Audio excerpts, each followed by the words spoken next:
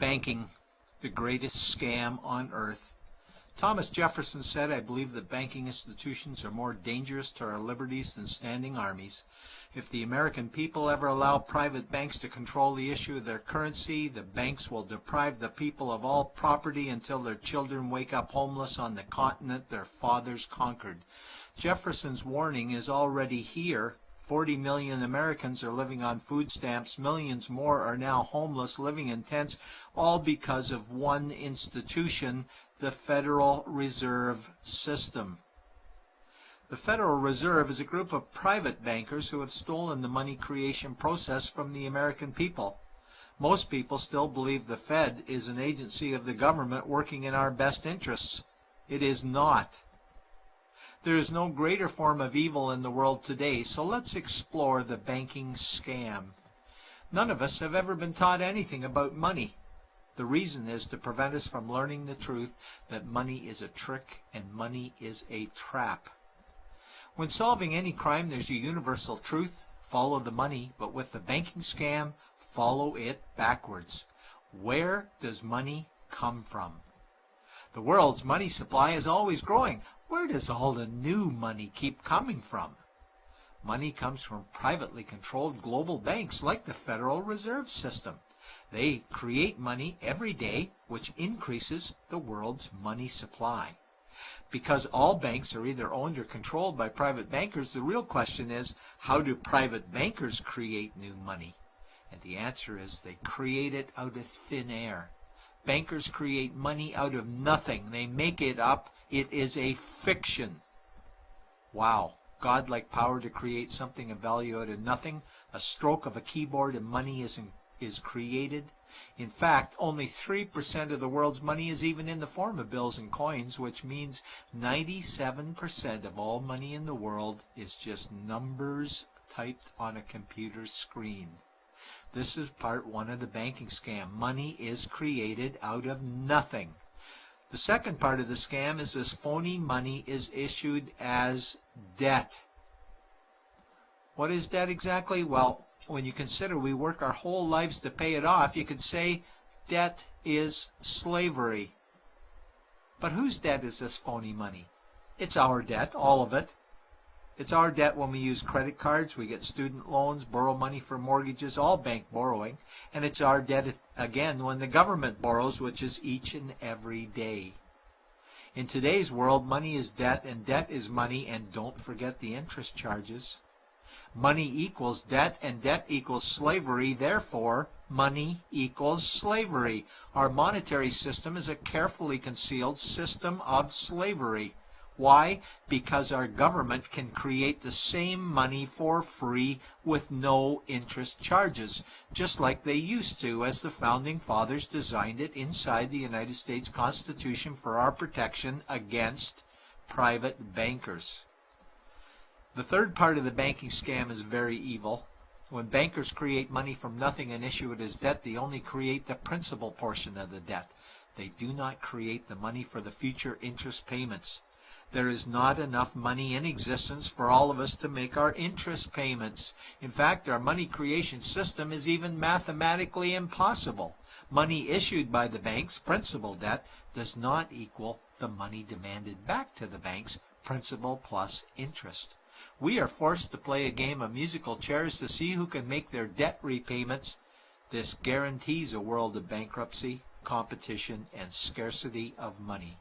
For example, we go to the bank to borrow money for a house, let's say $100,000. The moment we sign the loan document, the bank creates the money out of thin air.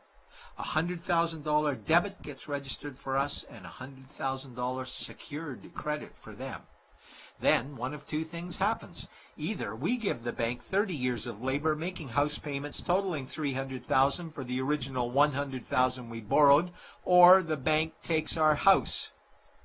The bankers get either our labor for life or our house, and often they get both, all from money created out of thin air and issued as debt, for money made out of nothing. This is why all the bankers end up with all the assets. The fourth part of the banking scam is inflation.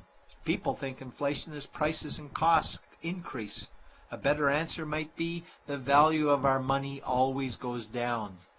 Inflation is created every time the central banks print money, which is every day. Where does all this new money get its value? The answer is it steals its value from the existing money supply, where our savings are.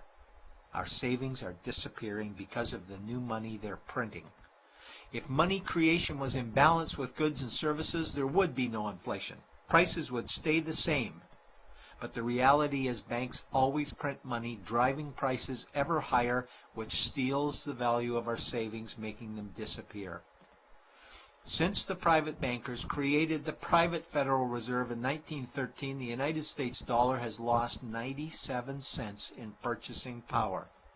An item in 1913 that cost $100 in 2011 cost $2,230, a price increase of 2,130%. This is the banking scam. 4 parts. Private bankers create money out of nothing and charge interest on it. There is no money created for the future interest payments, and inflation steals our savings every day. In order for the banking scam to be pulled over our eyes, the bankers need help from the likes of paid-for politicians and appointed civil servants, military-industrial complex, mainstream media, multinational corporations, and the bankers' good buddies. For example, what do our banker-controlled television networks say about criminal bankers? Oh, bankers are our saviors. Chairman is Man of the Year. He saved the world. Bankers really do deserve their bonuses. They're so smart. And what do our banker-owned G20 politicians say we need to do?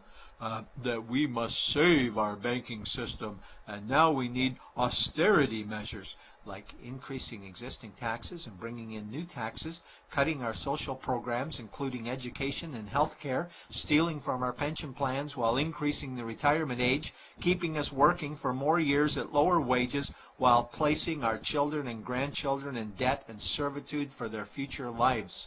We are being lied to that we must go deeper in debt for bailouts, stimulus packages, quantitative easing, saving the too big to fail banks, credit easing, currency interventions, all names that mean the same thing, more debt to us. Is it not strange that the solution to too much debt is always more debt to us? And where is all this money going? It's going to the banks and to the bankers. They are stealing our money right now.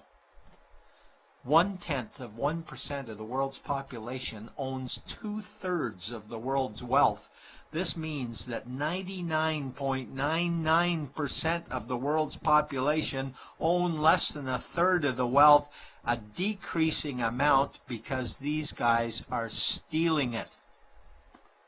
We desperately need to wake up to the banking scam. It is time for change. To retake control of our money system, we must stop supporting the banking scam. Lincoln said the government should create all the currency and credit needed to satisfy the spending power of government and the buying power of consumers. Money will cease to be master and will then become servant of humanity.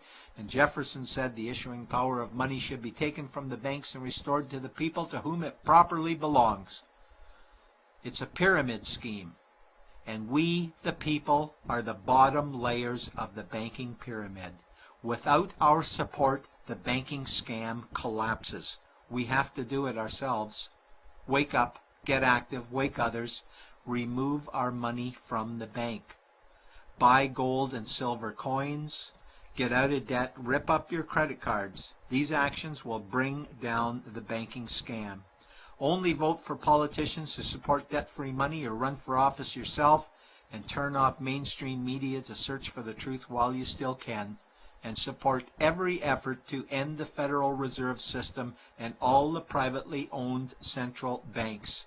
Let's bring these criminals to justice to get our money and our countries back before it's too late.